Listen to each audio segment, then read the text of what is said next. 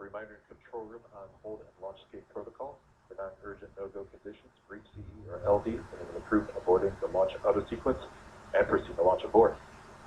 For urgent issues affecting the safety of the operation, operators shall call hold on the countdown net. Launch control will abort the launch auto sequence immediately and proceed into the launch abort auto sequence. Operators shall also advise the launch director whether structural breakup or fire is imminent or occurring for Dragon manual escape flight rules. Remainder on fire alarm instructions. Here in Fire Room 4, the minimum fire alarm. Key operators, previously briefed, will remain at their post while the alarm is evaluated. In the event that personal safety is threatened, we will evacuate to the south-facing emergency exit, which leads directly outside. One final reminder, we will be arming the launch escape system momentarily. All personnel, please stay in your seats from now through orbit insertion and Dragon separation from the second stage. Crew actions arm retract is started. And you've heard Mike Taylor.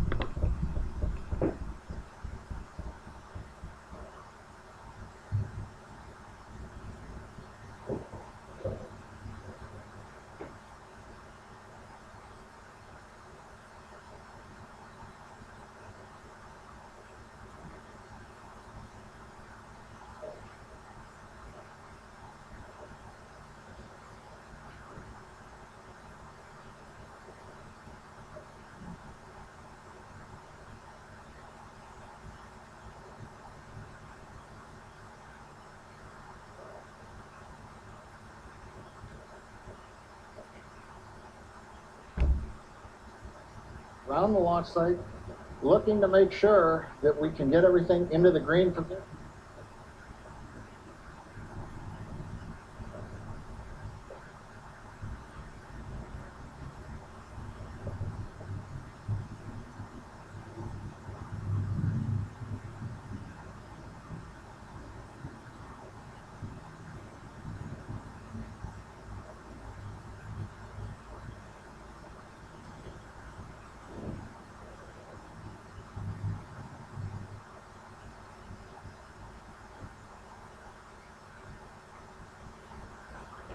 Halo.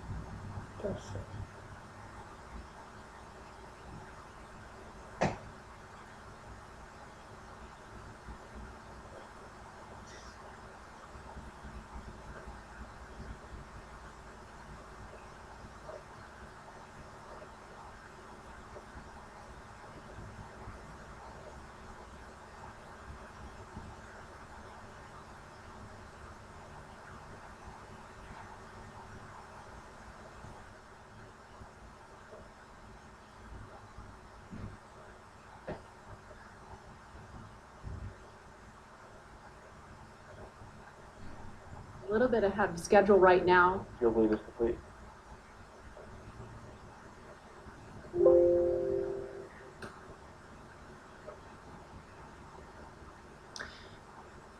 Now we just saw the crew access arm retract just a minute ago.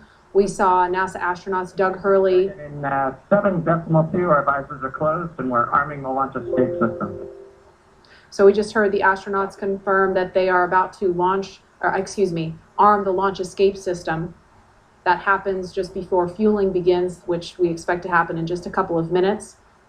We saw Bob and Doug suit up a little over 3 hours ago. Then we watched them drive out to Launch Complex 39A. They were assisted by the SpaceX ground team with Crew Dragon ingress. That happened a little before 2 o'clock this afternoon. And then we saw the spacecraft hatch close. And again, just a minute ago, we saw the crew access arm retract. We just heard that the crew armed the launch escape system. And in just a few minutes, we are going to hear the call that they have started propellant loading.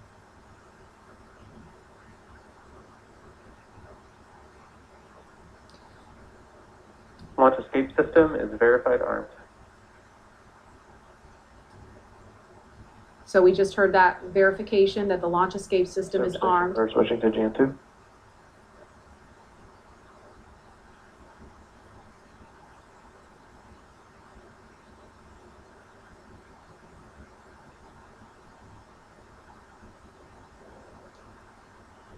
And we are going to send it over to Hawthorne to take us through prop loading. Jesse? From the parachutes to the launch escape system, SpaceX has designed Crew Dragon and Falcon 9 to be the safest launch vehicle ever flown. And joining us today, we have SpaceX's Nick Picone, who was our mission manager for our in-flight abort mission earlier this year and currently works on the Starlink team. Thanks for joining us, Nick. Hey Jesse, I'm here at the Launch and Landing Recovery Center with the recovery team and our Dragon ground operations team monitoring the launch. Awesome. Can you tell us more about the critical safety features on this new version of Dragon? Sure. So Dragon 2 was designed with long-term reuse and reliability in mind. So fundamentally, there are multiple layers of redundancy to any of the failure modes that we could conceive of, that NASA could conceive of when we were working to design and test this vehicle over the past few years. But in the event that we encounter an unforeseen failure mode or multiple failures which push us outside of our design space, Dragon also has backup systems and operational controls intended to keep Bob and Doug safe. I'm sure you heard a lot about it today, but the launch escape system is the primary backup system that we have from the moment that the vehicle is here on being fueled all the way up until orbital insertion. At a high level, the launch escape system, in the event of a major Falcon anomaly or emergency, will terminate Falcon thrust, separate Dragon from Falcon, and it'll use Dragon's 8 Super Draco engines to quickly pull the vehicle away from any kind of Falcon anomaly. And you've talked a lot about the launch escape system. How exactly is that activated? Is it autonomous? Is it manually activated? Definitely. So for this system to work as designed, you have to remember that the vehicle could be flying at hundreds or thousands of miles an hour through the lower atmosphere. So it's really important that it's extremely fast and highly reliable with very low chance of false positives. The launch escape system fundamentally is set to look at a set of pre-programmed criteria which are on board the vehicle. Dragon and Falcon are looking at high rate telemetry, looking for abnormal vehicle dynamics, loss of communication between critical systems, or manual commanding. Our launch director and chief engineer, who you've heard a lot from today, are capable of sending a manual command to Dragon to initiate a launch escape, and Bob and Doug are also always able to actuate the launch escape handle and initiate a launch escape themselves as well. Now that the system is armed, all of this is currently active on the vehicle. Wow, it sounds like there's a lot that goes into it. And we did have an in-flight abort test earlier this year to test this out. Can you tell us what we learned from that test? Definitely. It was possibly the most flight-like test of an orbital class booster in history. It was a fully flight-like test using a full Falcon 9 rocket, which we had to knowingly destroy in order to get this fully integrated system. For folks who didn't get a chance to see it, the vehicle followed a normal crew launch trajectory. About a minute and a half into flight, we had Dragon autonomously trigger the launch escape system based on a reconfiguration of those triggers I was just talking about. And thankfully, we had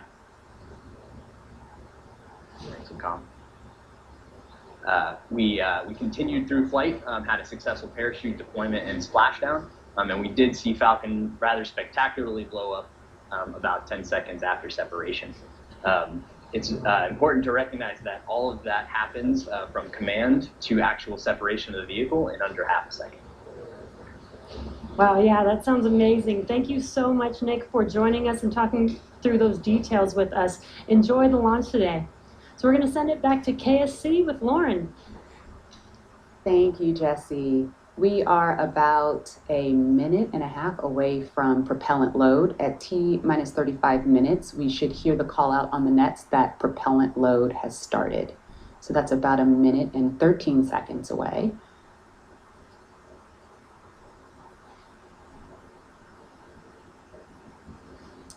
Hey, Marie and Lauren, I am getting goosebumps over here. This is an exciting moment. When I was sitting in the vehicle, when we retracted everything, when all the prop was getting loaded up, I was just going through my crew notebook. I was thinking about, what my first step would be if there was a malfunction, because usually everything goes nominally when you fly to space, but you have to think about the things that you have to take care of, the first steps you have to take care of. And on my mission, I was calling out the abort calls, like if we had lost an engine, where would we go next? And the different abort calls around the country and around the world. So I think that's what those guys are probably thinking about now, and just really getting ready for this mission to go off. Absolutely, and we're just now about 20 seconds from when we expect propellant loading to start. Again, that's fueling of the rocket. All right, we're getting close. We should hear that call out any second now on the nets. So let's listen in. Propellant load has started. Fantastic. So prop load has started. We've started loading liquid oxygen on stage 1 and stage 2. And yeah, liquid oxygen and RP1, which is our rocket grade kerosene. So now that we are 34 minutes and 42 seconds away from the first launch of astronauts into orbit from American soil since 2011, we know that the launch escape system is armed, which happened just before fueling. Dragon prop load happened weeks ago, actually just a few miles down the road at what we call Dragon Land. And those propellants, which are MMH or monomethylhydrazine, that's our fuel, and NTO or nitrogen tetroxide, that's our oxidizer, those not only feed the Draco engines that propel Dragon on orbit, but they also supply those 8 Super Draco engines of the launch escape system. So I have one right here, a little model. Oh, it doesn't come off the stand. Don't break it, Lauren. All right, I know, it's very nice. So as you can see, Dragon is actually broken up into 4 quads, and each quad has 2 of the Super Draco engines for a total of 8 of them. And as I mentioned, they are biprop engines. They have MMH and NTO as their oxidizer. Now, most abort systems from past space vehicles, I believe like Soyuz, Mercury, Apollo, they all had a pointy escape tower on top, where there was essentially like a mini rocket engine or a series of rocket engines on top. And if they weren't used, that escape tower would have to jettison itself from the vehicle. If it was used, it would be used to lift the vehicle off of the rocket. Well, Dragon is a little bit different in that its escape system is actually integrated into the vehicle, and that's great for a couple of reasons. One less thing you have to jettison on a nominal flight, and so they're pretty dormant, just those throttle valves open unless they're used, and hopefully they never have to be. And yeah, I mean, the other thing that offers you is the ability to escape from the pad all the way to orbit. Because if you jettisoned your escape system prior to that, you couldn't. So yeah. That's a little Dragon there. Again, new era, much safer design. Yeah, absolutely. Thanks for walking us through that, Lauren. Again, the launch escape system is armed. That protects Bob and Doug so that if something were to go wrong, they can shoot off of the pad away from the rocket and parachute to safety in the ocean. That is such a crucial safety capability. And so now we want to go over to Hawthorne for an operational update with John. Thanks, Marie. We are counting down those final minutes. Everything is still looking good on the Falcon 9 and the Dragon vehicles for an on-time launch, but weather is trending the wrong way right now. We're keeping our ears open in case we hear that the weather is going to be no-go for the rest of the count. Right now, we are counting down at T-minus 32 minutes. Stage 1 locks and Falcon 9 RP1 did fluids begin are nominal. propellant load at T-minus 35 minutes, right on time. The propellants we use on Falcon 9 are a fuel, which is rocket-grade kerosene, also called RP1, refined petroleum. We use an oxidizer, and that's the super chilled liquid oxygen, or LOX as we call it. Those 2 propellants come together, but they don't light, so we need an ignition source to complete the fire triangle. For this, Falcon 9 uses a fluid called T-tub. You might see that just before first stage ignition, or maybe later in the second stage ignition. You get a green-colored flame as the T-tub comes out into the oxygen, and that ignites the main engines right before the rocket takes off or the second stage engine lights. Now, currently in the fueling, RP1 fuel is about 10% full on the first stage. That's the bottom 2/3 of the stack of the vehicle you can see on the left. The first stage is that long white cylinder at the bottom, plus that black cylinder called the inner stage. That's the entire first stage that we're loading with LOX and RP1 kerosene. That's the part that comes back to Earth. The second stage just above it, the white cylinder, and then above that will be the Dragon trunk and the capsule. Now currently, the second stage is also loading fuel with RP1. That's about 8% full right now. We are loading liquid oxygen on the first stage. The second stage liquid oxygen load will begin at T-minus 16.5 minutes if the weather cooperates. So LOX loading will then continue on both the first and the second stage until the last few minutes of the countdown. Helium loading is also underway into pressure vessels on the second stage. We use that to pressurize the tanks in flight as the propellant is being pulled out by the Merlin turbopumps. Dragon on board the spacecraft. You can see the astronauts are monitoring systems while propellant is loaded into the Falcon 9. Now when we Phase flew one helium load the has first started. demo flight last year and then the in-flight escape test earlier this year, the sounds inside the Dragon capsule were recorded. So as part of the training, the sounds of the propellant loading were played back to acclimate the crew to what they're experiencing now. I'm listening to some discussion on one of the back nets, trying to track where we are with the weather criteria.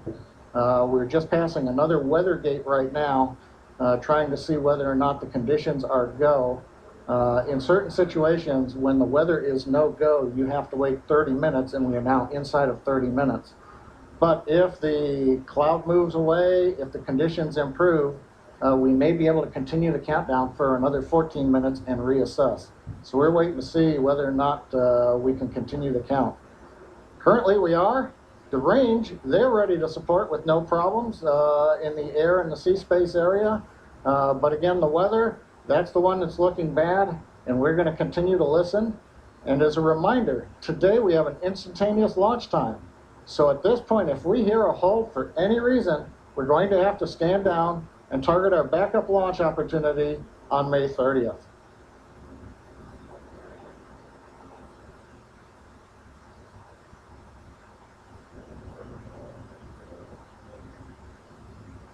For Demo 2, Bob and Doug's flight to station will take about 19 hours, and their journey is fairly similar to the trip our cargo Dragon makes back and forth to the International Space Station, with two noticeable differences: docking and splashdown.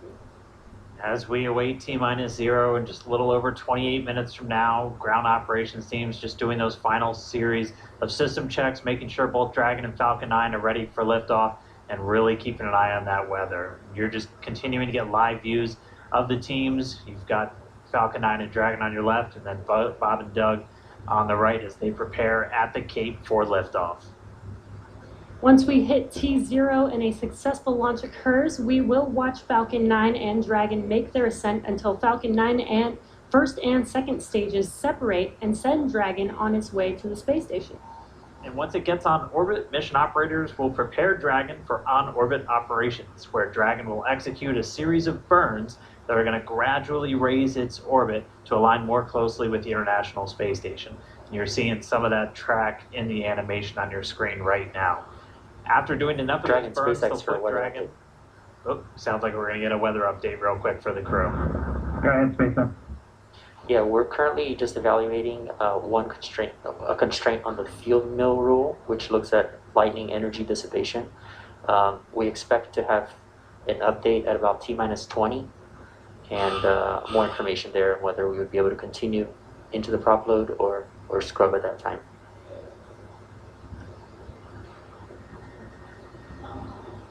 Okay, Jay, thanks for the update. We appreciate it. Copy. So I'll give you some more words in about 6 minutes. Okay, so it sounds like we're going to find out in about 6 minutes if we're going to have enough time. And John, I was referring to a couple of those weather situations where we have to have a certain amount of time. In this case, with the field mills, about 15 minutes. So they have until about 16 minutes and 30 seconds to really make sure that we're going to have enough time for that to dissipate. So we're going to be listening for that weather update in just a couple of minutes, but it is going to be a pretty interesting trip uphill for them once they actually get on orbit. And a very exciting countdown with 6 minutes to figure out if we are launching today. But targeting back to what we were talking about, next Dragon will make its approach and actually dock with the space station. This is a very different process from what we've seen with Dragon cargo deliveries in the past, which used a process called berthing. Now, berthing requires the spacecraft to approach the station and then stop so a crew member can maneuver the station's robotic arm to capture the spacecraft. Docking on this version of Dragon can be done autonomously. Stage 2 cryo healing load started. Autonomously with no crew aboard the station. It's typically a faster process, both when arriving and leaving, but it does still require pinpoint accuracy to approach safely. Once captured, a spacecraft then gets attached to a common berthing mechanism. It's the same type of port that we use to connect each of the modules together on board station. It's a little bit slower process than docking, but the hatches are significantly larger than docking ports, which makes them perfect for bringing up large cargo items. Dragon will spend up to 120 days docked before preparing to return home. Following successful completion of Dragon's test objectives and cargo loading operations, the crew will close out the cabin, perform final system checks, and configure the vehicle for undocking. Once the automated undocking sequence is complete, Dragon will complete 2 departure burns using its Draco engines, pushing it away from the space station. And then after Dragon departs the station, it's ready for its trip home. And that'll have deorbit entry and landing and a number of other operations. If you're looking at this animation, it might look like we're playing the one we played originally in reverse, because that's kind of how it goes, but just a little bit quicker. All of the operations following the final departure maneuver will include things like trunk separation, closing that nose cone again, executing a deorbit burn, and once they're inside the atmosphere, deploying drogue and then main parachutes, and then finally splashing down off the Florida coast, at which teams will move in, get Bob and Doug up out of the water, and get them out of the capsule once they're on the boat. So we have 4 minutes now until we get that next expected weather update. Well, let's go down now to the team at Kennedy. Murray? All right, thanks, Dan. If you're just joining us, we are now T-minus 23 minutes and 48 seconds from the first launch of astronauts to the International Space Station from U.S. soil in 9 years. We're going to find out in less than 4 minutes if the weather looks good for that. And this will mark the beginning of a new era where more people will be able to fly to space than ever before. In fact, we took a poll a little bit earlier to ask you if you had the opportunity to fly to space, would you go? And 86% of those of you watching answered that you would go to space. That's an incredible number. I think, realizing that you don't have to be a military astronaut or a NASA astronaut to fly in space.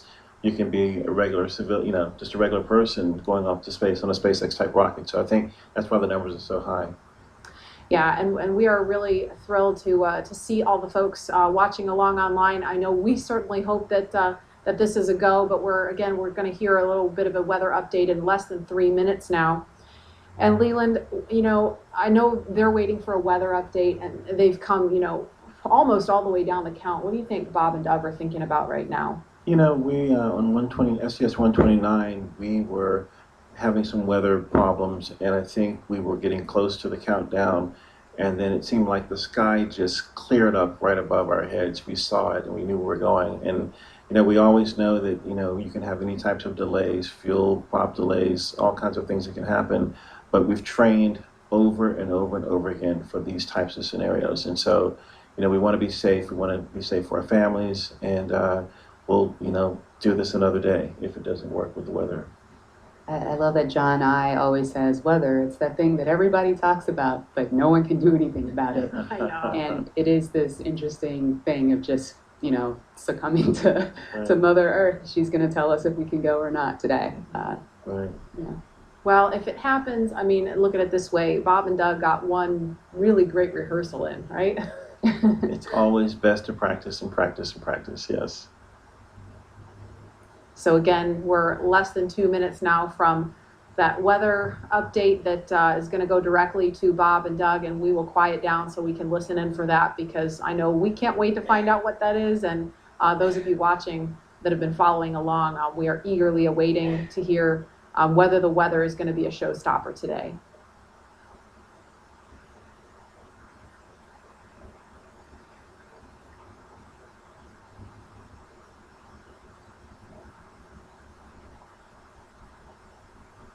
These clouds can seem really deceiving at times, right? You see the blue skies peeking through and you think everything's fine, but you just don't know. That's why we have those launch weather officers.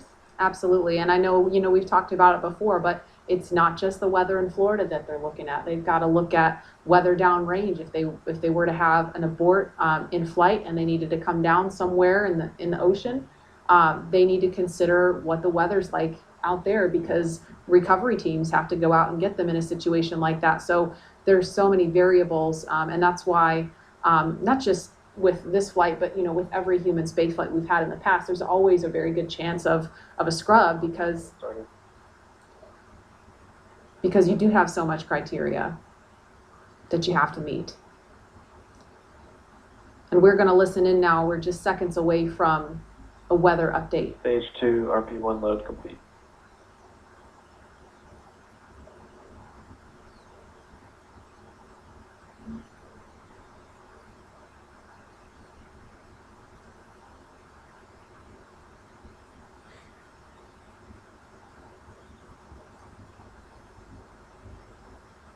That is liquid oxygen you see venting off the rocket. That's completely normal and expected. We're standing by for a weather update.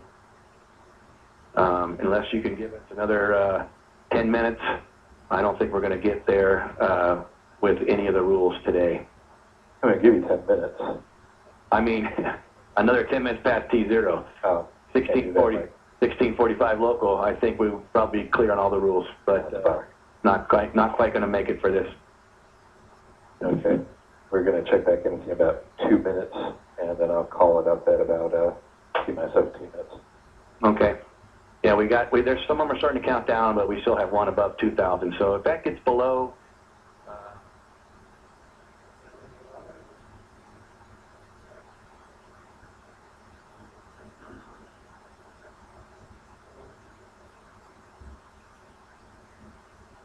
And that didn't sound great right there. That was the weather net going out, but we're still standing by for a final decision.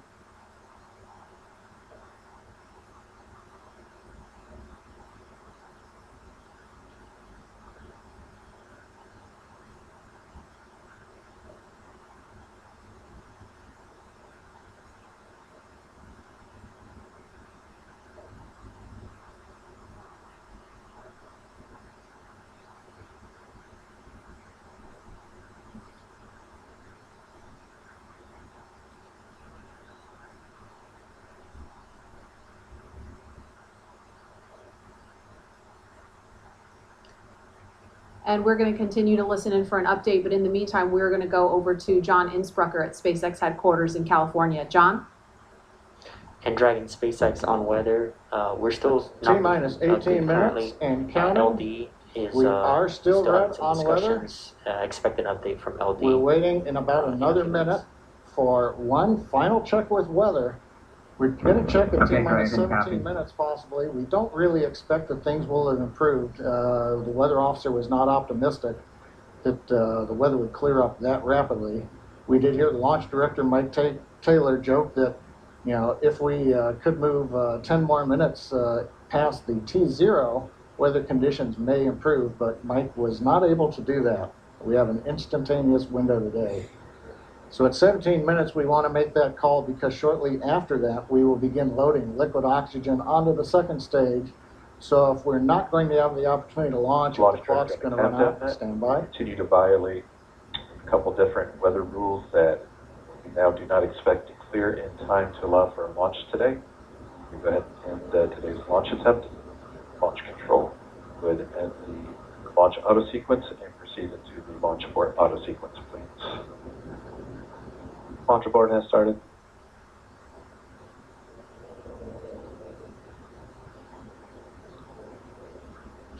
And Dragon SpaceX, unfortunately, we are not going to launch today.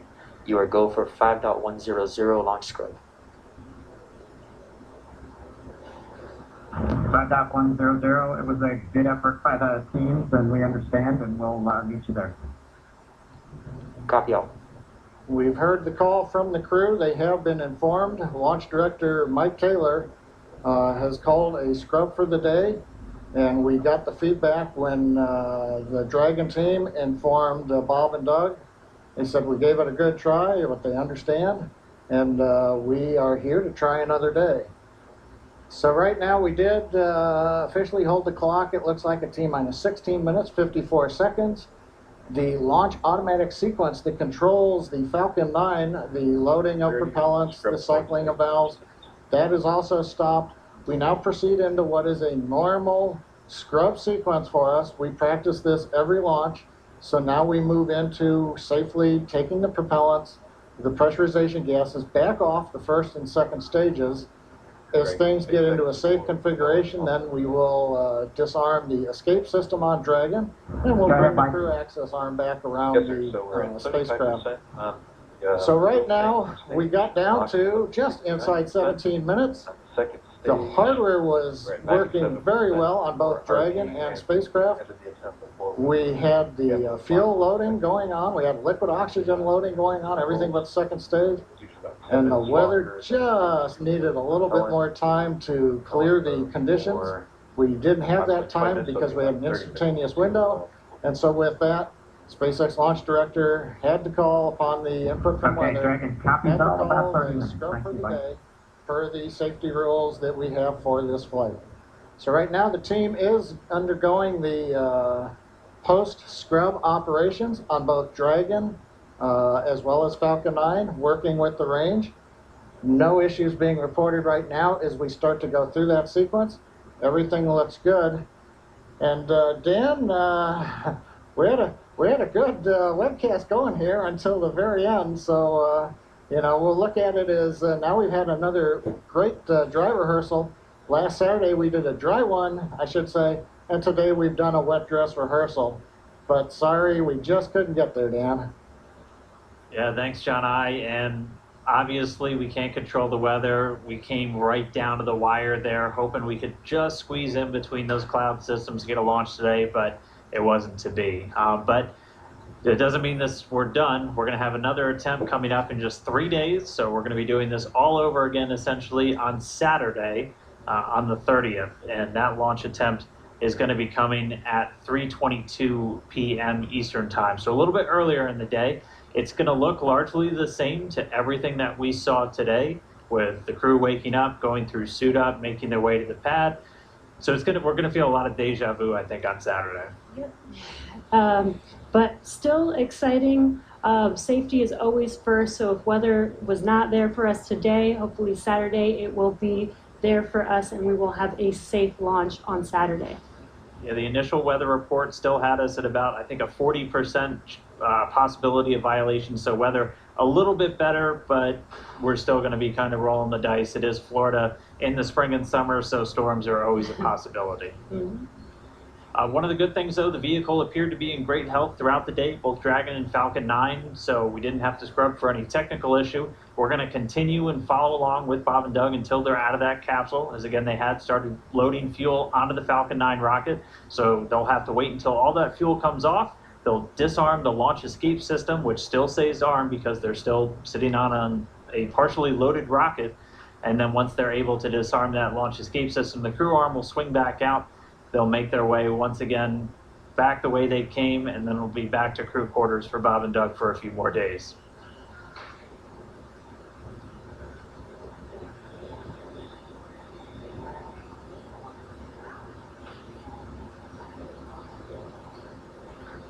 But if you're just now tuning in, wondering why we're not still counting down, we did have a launch scrub today. We were just a little under 17 minutes. Stage 1 launch and fuel flow rates are nominal for offload. Expecting about a 40-minute offload time. So that call out, the LOX, the liquid oxygen fuel pumping out of the first stage of the Falcon 9, everything looking good with that. Expecting about 40 minutes for all that fuel to come off. So again, once that fuel comes off, Bob and Doug will be able to disarm the launch escape system, and that crew access arm will swing back out. They'll be able to make their way back down and then over to crew quarters. So unfortunate scrub today because of weather. That was the one thing we were tracking from the moment we started today, watching Bob and Doug get suited up for their launch. We did abort today's launch, or scrub today's launch, with a little under 17 minutes to go until our T0 time, which was 4:33. So that's going to move us to our next attempt, which is coming up on Saturday, and that time is going to be 3:22 p.m. Eastern time, so a little bit earlier in the day for Bob and Doug and for everybody else watching around the world. They're still going to have a 19-hour flight to station if that's when we launch. And a lot of the stuff that we saw today is going to look very similar, but we're just going to have to try again, cross our fingers, hope for a little bit better weather the next time. And again, this goes with every launch. We do track everything all the way down to T0 to make sure that everything is go, making sure that the range is go, weather is go. So this is standard procedure. We always tend to make sure that we have a backup day, launch day, in case we do have scrubs like today. So this is pretty normal and standard. Nothing to be worried about. Again, we do this for the safety of our vehicles, as well as today we had astronauts on our vehicle. So even bigger reason for us to make sure that we have safe weather for them to fly. And just a reminder for everyone still tuned in, it takes about 40 minutes for all of this propellant to come off of the Falcon 9. And while it is offloading that launch escape system on Dragon, which is designed to pull the capsule away if there's any issue with the rocket or anything on the pad, that is still armed. So we're going to continue to stay with this until all the propellant's off, and then we'll see the launch escape system get disarmed. Bob and Doug will be able to open up their visors again. The crew access arm will swing back out and link up with Dragon, and will make their way off and then down the tower at the pad. But if you're just now tuning in, no launch today. We did have to scrub because of weather. We're going to be moving to our second attempt on Saturday, just a little bit earlier in the afternoon. Just going to continue to stand by as this propellant comes off. We heard a call that everything was going nominally or as expected so far. And then once all the propellant's off, we should see Bob and Doug make their way out of Dragon shortly after.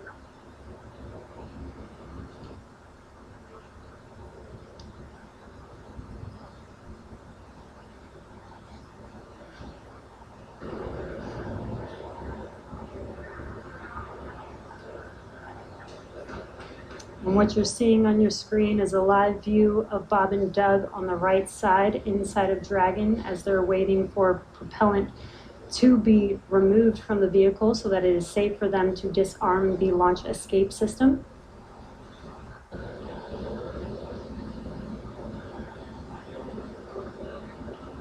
And this will take a bit of time, so we are going to stay live with you to watch this as they exit the vehicle eventually and come down from standing down on launch today. Up until the point of the scrub, we had a really clean countdown. Weren't tracking any issues with Falcon 9 or the Dragon spacecraft, so always a good thing to see. We did have to scrub because of that weather. To be a little bit more specific, we were still in violation of one of the weather criteria. It was the strength of electric fields in the atmosphere that the 45th Space Wing and other weather operators are monitoring around the launch pad.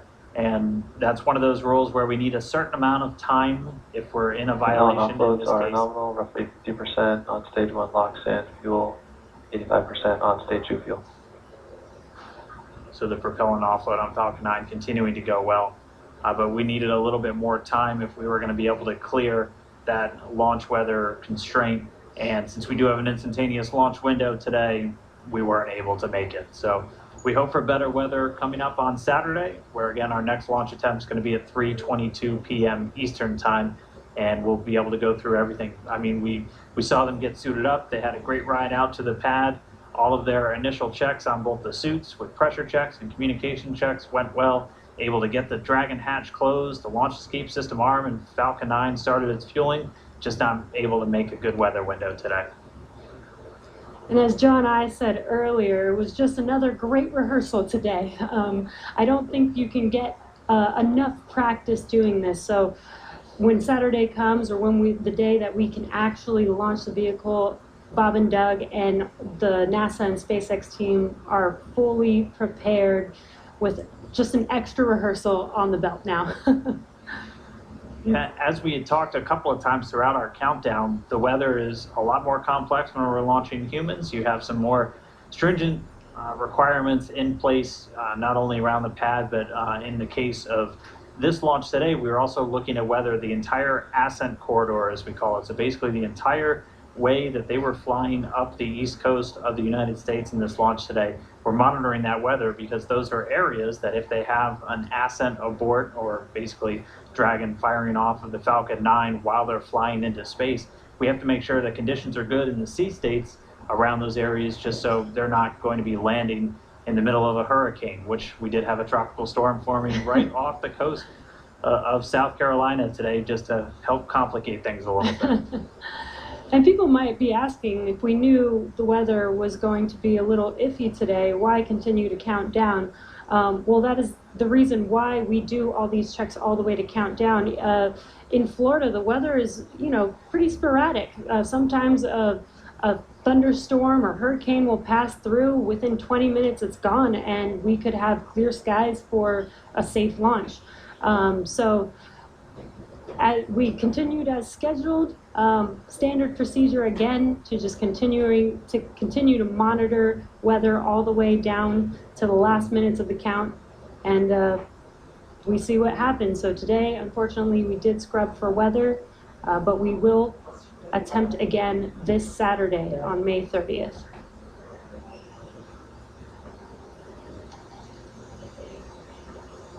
And Dan, Jesse, a couple of things to add on there. Right now we are 11 minutes after the scrub was called. Liquid oxygen and fuel are coming off of the first stage. Hard to tell from the view. It's still a little misty around the tank because there's LOX on board. But we're between half and a third of each of the fuel and LOX tanks filled on the first stage. So propellant coming out right per plan. The second stage fuel tank is offloading. That's going slower, but it's also a smaller tank. It doesn't take very long to either load it or to offload it. The other thing that we're working on is the high-pressure helium spheres, as well as the nitrogen spheres for the landing leg system. The pressure will be brought down on those, eventually getting it down low enough to where people can re-enter the pad area. So right now, the team is preparing, once they get permission, the SpaceX ingress-egress technician team will come back inside the caution area around the pad, make their way up when conditions are right, open up the hatch and assist the astronauts out of the Dragon.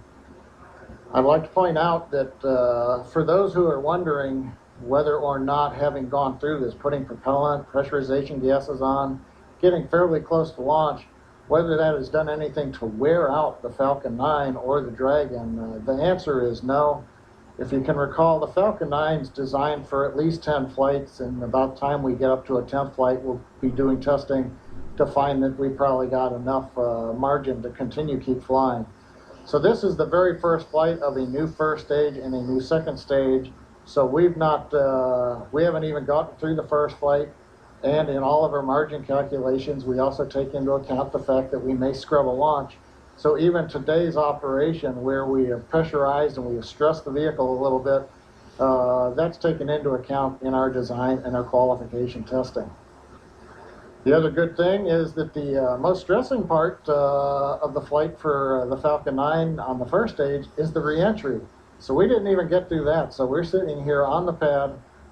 It's a fairly straightforward situation and not stressing on the Falcon 9. And on the Dragon spacecraft, with the human rating factors to carry crew, there is enough factors of safety, margins of safety, redundancy, that just having two people on board and closing the hatch and even pressurizing the propellant system does not eat into the margins. Offloads continue nominally, 30% on stage-on So launch, right now everything's continuing to offload.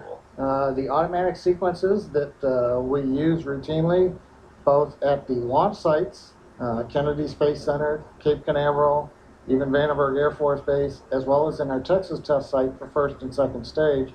Those sequences are running. Propellant is coming off of the vehicle per plan.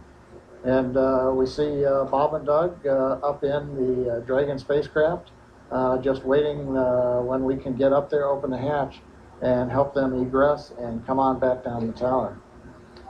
And the other thought I had, Dan and Jesse, is right now we are coming up on what would have been T0. And I'm wondering 10 minutes from now whether the weather officer would turn around and say, yes, it turned good. You just didn't have a long enough window. We only had 1 second and we needed 10 minutes. So we'll have to ask offline and say, hey, did the weather conditions improve? And one thing I'll tag on to that Dan was mentioning and Jesse were talking about, the launch opportunities. The launch window does move earlier on Saturday a little bit. So it just happened to be Orbital Dynamics said today, if you want to go to the International Space Station and you want to launch northeast, which is the approved trajectory, you have to go right at 4:35 p.m. Eastern Daylight Saving Time. You pick another day, the T0 moves. It's just luck of the draw. We might have been doing this at 8 in the morning when we were getting lightning, or we could have been doing it a few hours from now when conditions may have been acceptable.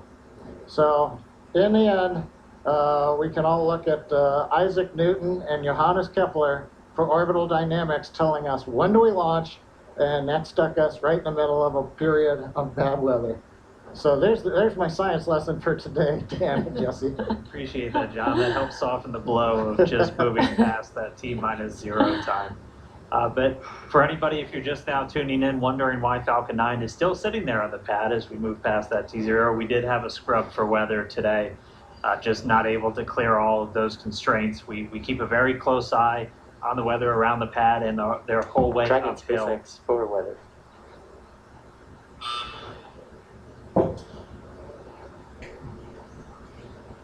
Right now, Bob and Doug are still inside. Dragon, go ahead for weather. Yeah, I just wanted to give you some more words on scrub rationale. Yeah, so we basically scrubbed due to 3 rules that we were violating. All 3 would have been expected to clear 10 minutes after our T0 time.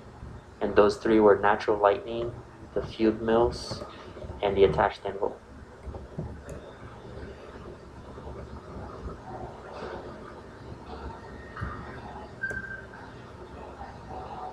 Yeah, we copy, Jay. We appreciate that update. We could see some raindrops on the windows and just figured that whatever it was too close to the launch pad at the time we needed it not to be.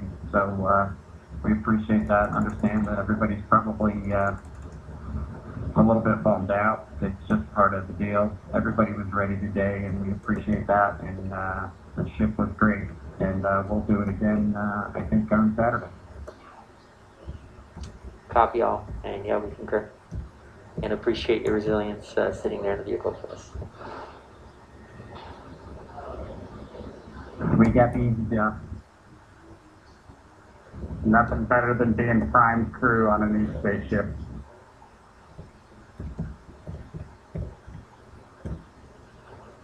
Copy that. All right, some great words from Bob and Doug. They're feeling good inside Dragon. They'll be ready to go when we make our next attempt on Saturday. Right now, we're just still waiting for all of the fuel to come off the Falcon 9 rocket. After Stage 1 that, LOX and fuel roughly 20%, and stage 2 fuel 36%. and so that call right there, we're still at a little over 20% on fuel, RP1, and LOX, liquid oxygen on the first stage, and then at about 26% on RP1 on that second stage. So again, it takes about 40 minutes once the process starts, so we should have right around 30 minutes or so until all that fuel's off. And then the crew will get to go to disarm the launch escape system. We'll see that crew access arm swing back into place, and they can begin to egress or get out of the Dragon spacecraft. And you heard it live, that weather update of what we violated. We were just 10 minutes off, unfortunately, but again, today was an instantaneous launch. And as John explained, it's due to the orbital mechanics and making sure that at the time we launch, it will allow us to get to the space station on time and accurately. So you can see on your right screen, Bob and Doug are patiently waiting. They do still have their visors on and still strapped into their seats. The launch escape system is still armed right now as we are offloading fuel. and will not disarm until prop offload is complete. And this is just to ensure the safety of Bob and Doug and make sure that they can egress safely from the rocket.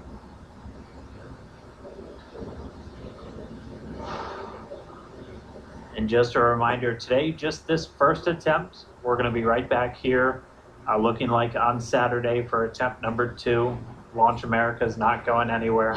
Still on the track to get Bob and Doug into space, get this Crew Dragon up to the International Space Station. So it's always good. If you're going to scrub, probably rather scrub for weather than an issue on either Falcon 9 or Dragon. And we weren't tracking any issues with the flight systems throughout our countdown today. Everything passed with leak checks on the hatches and the crew suits. All the communications working great. All the teams were ready to go. So as John and I said, always nice to have a little bit more practice, and we'll be right back at it on Saturday. What would this launch be if it wasn't even more exciting to try and launch today, and now we have to push it to Saturday? Really got to build the suspense. Yes. So. Hey, Dan and Jesse, another thought crossed my mind while I'm watching the diagram here showing fuel is just about off. First and second stage were down under 10%. LOX is also just about off of first stage. 10%. Yep, getting the announcement. Fuels roughly 20%. Stage 2 fuels at 20%, stage 1 LOX is under 10%. So just continuing to come off of the vehicle as expected. On the monitor, Bob and Doug continue with visors down. Their launch escape system is armed, as we've mentioned. If there is anything that were happening to go wrong right now, they still have the viable pad abort means, something that we demonstrated way back in 2015 on one of these webcasts when we fired the Dragon capsule using the 8 Super Dracos off of the launch pad and it splashed down offshore in the Atlantic Ocean. So they're staying there with the system armed until all the hazards are essentially removed and we bring the crew access arm around them. We're standing by a minute. We're going to listen to Launch Director talking to the weather officer.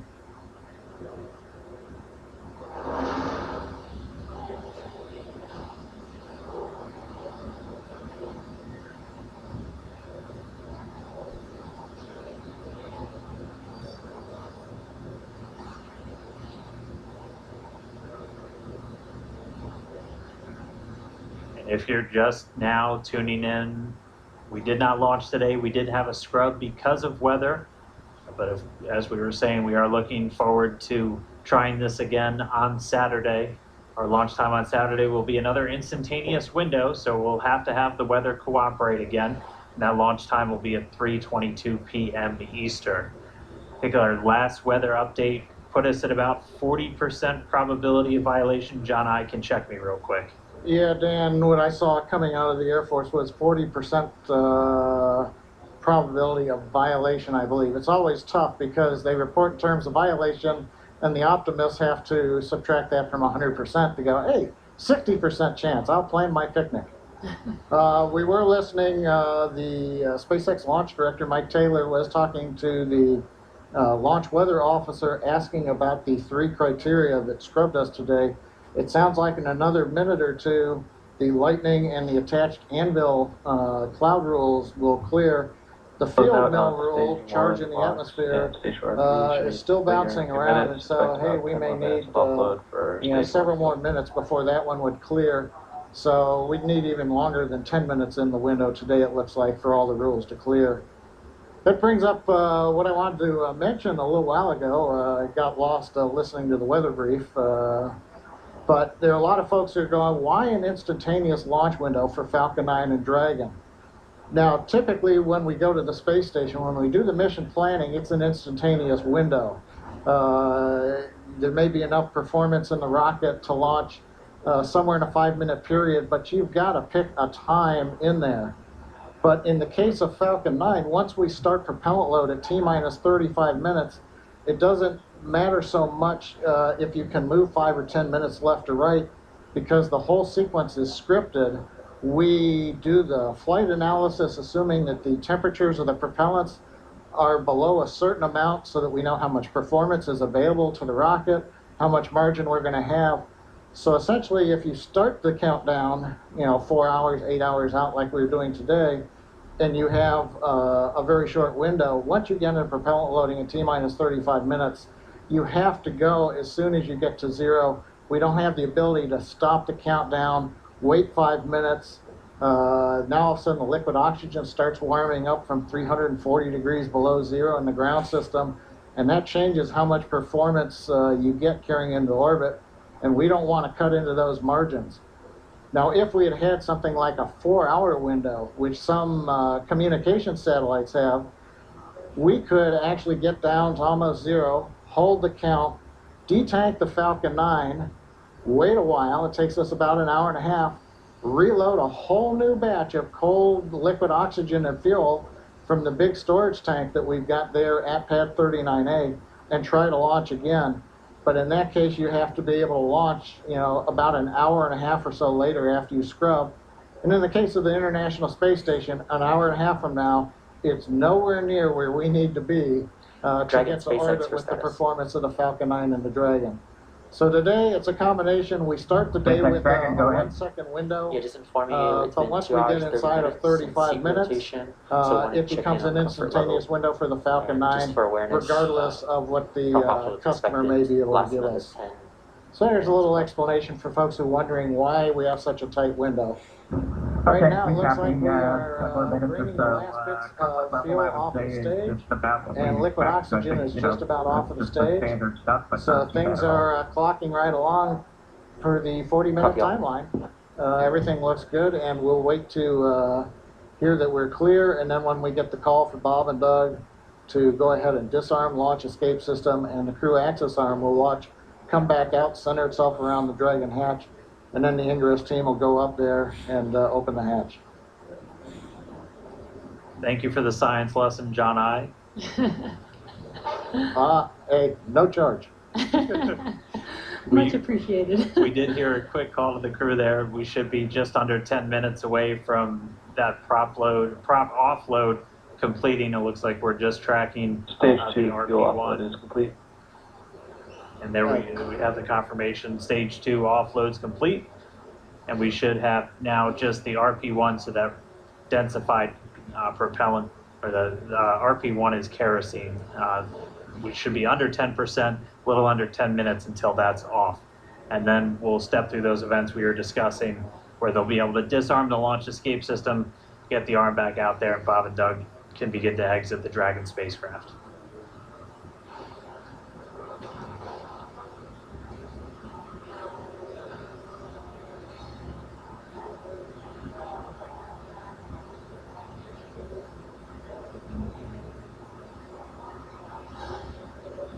Still not the friendliest skies in the background. That is Florida, though. The weather is constantly changing over there, which is why we always have to keep an eye on it through every single launch that we have out there.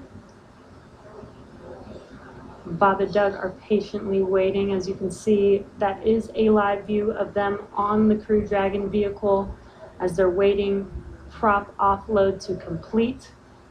Second stage prop offload is complete. We are just waiting on first stage to Stage 1 complete. LOX offload is complete.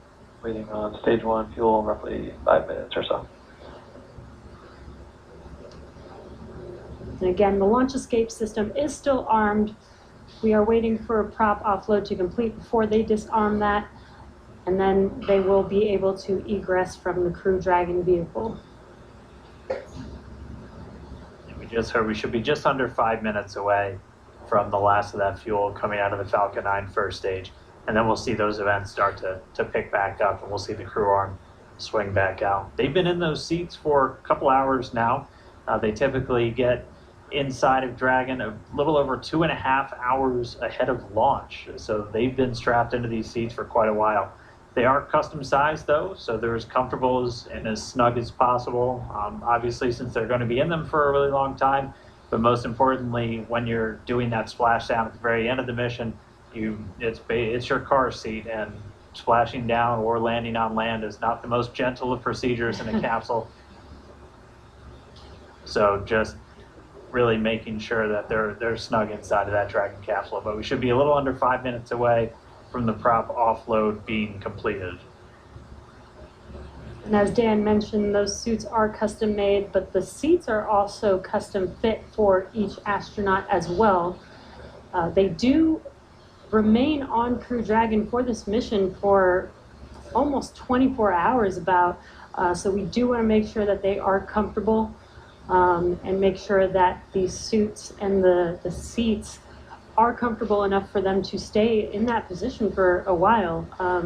I believe when they get into orbit, they are allowed to get out of their seats and get a little bit more comfortable, but it's a long ride for them.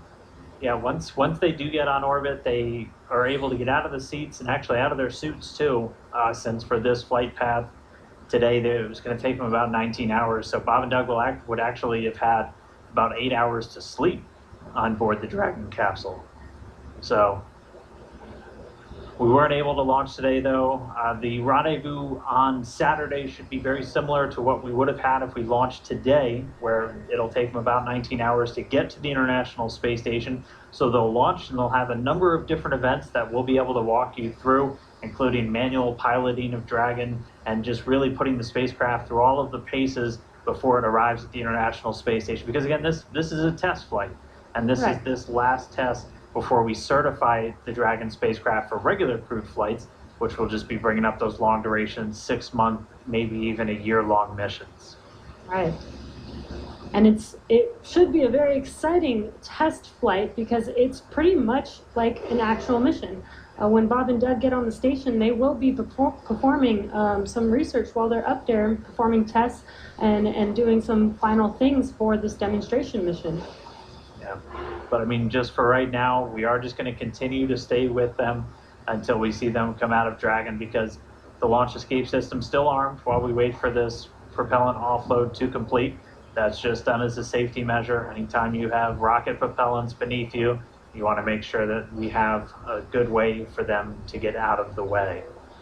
And so we should be within just a couple of minutes for that final bit of RP1 coming off the first stage, and then we'll hear the crew get the go to disarm that launch escape system. We'll see the crew access arm swing back in. But if you're just tuning in, expecting them to be in space, we did have a scrub today due to weather. Our next launch attempt is going to be this Saturday, May 30th at 3:22 p.m. Eastern Time. And just like we did today, we're going to be bringing you every single step of the way. It's going to look a little familiar if you watched all of today's, but it's going to be just as exciting. I can imagine it might even be more exciting with all the anticipation that we've hyped this launch up for with already going through it all today. But again, the more practice we have, the better off we will be. Hopefully next launch attempt we will have a flawless launch and actually be able to lift off with good weather. Yeah, weather is going to be the big thing that we'll continue to watch. That was the culprit today for our scrub. And our initial weather reports already looking at about a 40% probability of violation. So as John and I was saying, the optimists in us have to say that's 60% good. So we're gonna look at the good side of this, and that's roughly what we were in the days leading up to this. We won't have a rogue tropical storm forming off of South Carolina on us on Saturday, but Florida weather will always be dynamic, so we'll just continue to track and hopefully get a good chance hit that window on Saturday. And just a reminder, everything else on the vehicle and for the mission was looking good today. It was just the weather, which, as John I said earlier, and Lauren even referred to him mentioning this, weather is the one thing that we actually cannot control on our missions. So unfortunately, it did cause us to scrub today, but the vehicles are healthy. Bob and Doug were ready. And they should be ready to go again with the next launch attempt on Saturday.